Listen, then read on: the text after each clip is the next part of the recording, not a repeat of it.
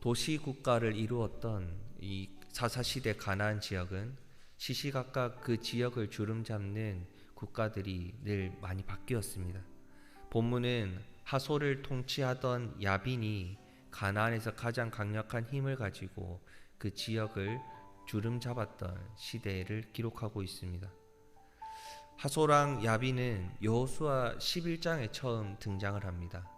가나안 북부 지역의 모든 왕들을 힘을 모아서 여호수아와 대적을 했었죠. 그 결과가 어떻게 되었습니까? 여호수아에게 무참히 짓밟히고 말았습니다. 이후 야빈은 1세기 100년 정도가 지나서 훨씬 지난 지금 사사시대에 어떻게 다시 등장해서 세력을 형성하고 이 가나안 지역을 완전히 주름잡고 이스라엘을 20여 년이나 괴롭힐 수 있었을까요? 그 시작은 안타깝게도 그 여호수아의 작은 불순종에서 시작되었습니다. 빌미를 제공했다. 그 틈을 보여주었다라는 것이죠. 아주 작은 불순종에서 시작되었습니다. 여호수아는 점령을 대충 끝냈습니다. 하나님의 명령은 분명 완전히 진멸하라라는 명령이었는데 여호수아는 당시에 지중해 일부 지역이었던 가사, 가드, 아스돗 지역을 내버려 두었습니다. 여호수아가 점령했던 땅의 1% 남짓되는 아주 작은 부분이었고 그 지역을 남겨둔다고 해서 전세에 그 전쟁에 큰 영향을 미치는 것은 아니었습니다. 평화를 유지하는 데 큰 어려움이 없었기 때문에 여호수아는 가드, 가사, 아스돗 지역을 남겨두었죠. 하지만 완전히 진멸하는 하나님의 말씀에 불순종했을 때 그 결과가 다시 여호수아와 이스라엘과 그 지역에 어떻게 돌아왔습니까? 무시무시한 대적들이 그 땅에서 일어나기 시작합니다. 훗날 이 땅이 블레셋이 되었습니다. 그리고 삼손을 무너뜨리고 골리앗을 배출시켰던 가드 지역이 되었고요. 법계의 치욕을 잊을 수 없는 아스돗이라는 칼이 되어서 이스라엘에게 돌아오게 되었습니다. 죄를 완전히 뿌리 뽑지 않으면, 죄를 완전히 멀리하지 않으면, 완전히 하나님 앞에서 회개하지 않는다면 그 죄에 의해서 다시 지배를 받을 수밖에 없는 것이 연약한 인간입니다. 이 땅의 역사가 그렇습니다. 죄와의 전쟁에서 완전히 기세를 꺾었다고 해서, 완전히 이겼다고 해서, 그 죄를 기세를 잡았다고 해서 성공하고 끝나는 것이 아니라는 겁니다. 조금도 남김없이 철저히 뿌리 뽑지 않으면 그 죄는 다시 틈을 타고 우리의 삶을 지배하기 위해 교묘하게 유혹을 시작한다는 겁니다. 그래서 잡초를 뿌리 뽑는 것과 같습니다.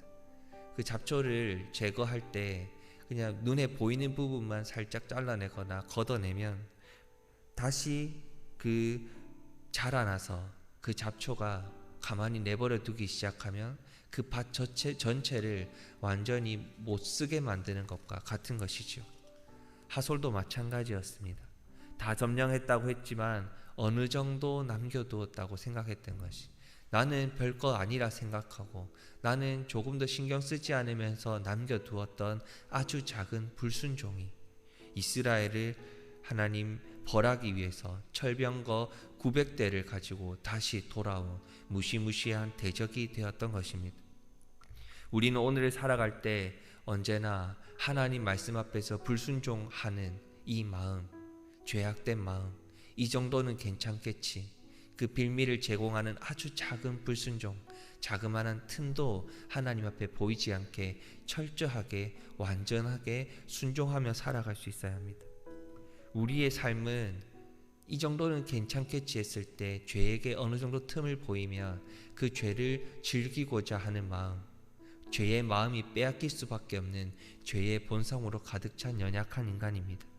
그렇기 때문에 죄는 우리가 순간적으로 우리의 삶을 즐겁게 하는 것 같고 우리의 마음에 어느 정도 즐거움을 가져다 주는 것 같지만 그 작은 불순종, 그 작은 틈을 내어주는 것을 통해 결국 우리의 삶에 다시 죄로 뒤덮이고 죄로 물들고 그것이 무시무시한 칼로 우리의 삶에 다가온다는 것을 경험하게 될 것입니다.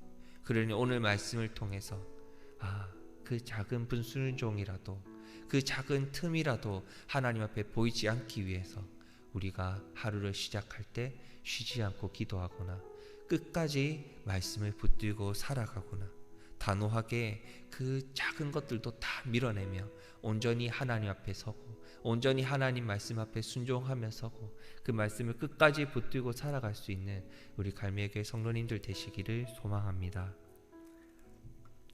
하나님께서는 이렇게 이스라엘이 울부짖었을 때, 하나님 다시 살려달라고 울부짖었을 때 결코 내버려 두시지 않으셨습니다. 오늘은 이 이스라엘을 구원하시기 위해 여선지자 드보라를 이스라엘에 세우시는 하나님을 만날 수 있습니다. 선지자는 하나님의 말씀을 전하는 자이지요. 꿀송이보다 더 단 하나님의 말씀을 나르고 전파하고 그 말씀대로 살아가는 이스라엘 백성을 재판하기 위해 여선지자 드보라를 세우셨던 것을 볼 수 있습니다. 여선지자를 재판하는 자로, 지도하는 자로 세우셨다. 당시 사회에서는 생각도 안 해본 일이고 상상할 수도 없는 일이었습니다. 그런데 드보라가 그 직분을 감당할 수 있었던 이유가 무엇이었을까요? 하나님께서 그 사람을 세우셨고 하나님께서 그 사람을 부르셨고 하나님께서 이스라엘 위에 그 사람을 세우셨기 때문에 말씀을 전하기도 했고 재판을 하기도 했고 가르치는 자리에 있었던 것입니다.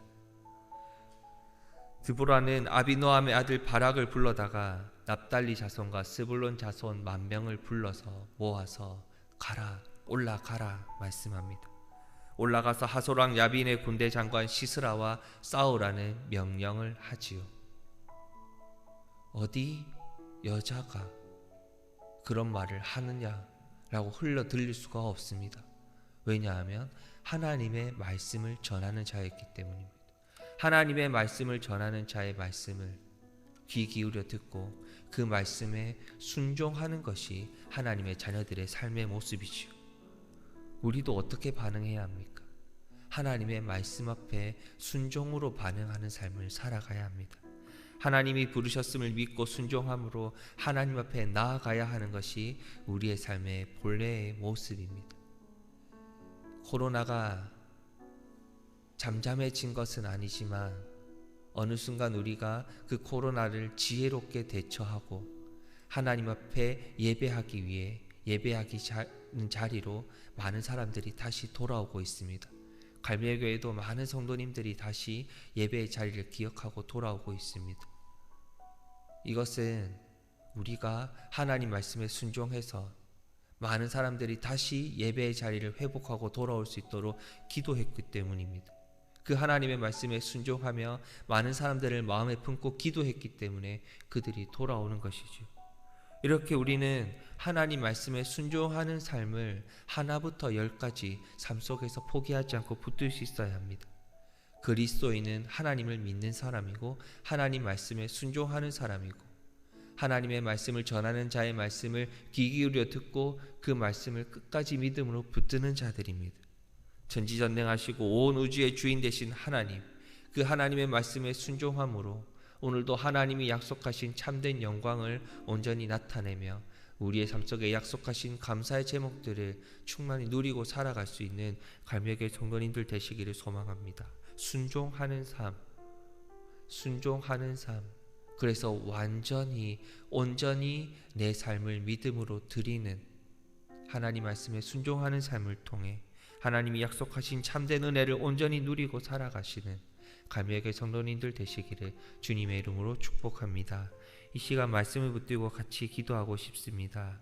하나님이 예비하신 소중한 사람이 되어서 하나님께서 약속하신 귀한 공동체, 하나님께서 보내시는 귀한 무리 가운데 하나님의 말씀을 전하는 자, 말씀대로 순종하는 삶, 선한 영향력을 끼치는 자가 되게 하여 주시옵소서. 오늘도 하나님 말씀대로 순종하며 살아갈 때에 정말 나의 삶을 통해 복음을 전하며 살아갈 수 있는 자가 되게 하여 주시옵소서. 하나님 말씀대로 순종하며 살아갈 때에 오늘도 하나님이 예비하신 귀하신 은혜를 온전히 누리며 살아갈 수 있는 자녀 되게 하여 주시옵소서. 마지막으로 우리 갈매교회 모든 성도님들이 오늘도 영육의 강건함으로 기쁨이 가득한 삶을 살아가게 하여 주시옵소서. 시간 같이 기도하시고 개인적인 기도의 제목을 가지고 기도하신 뒤에 자유롭게 돌아가시겠습니다. 기도하시겠습니다.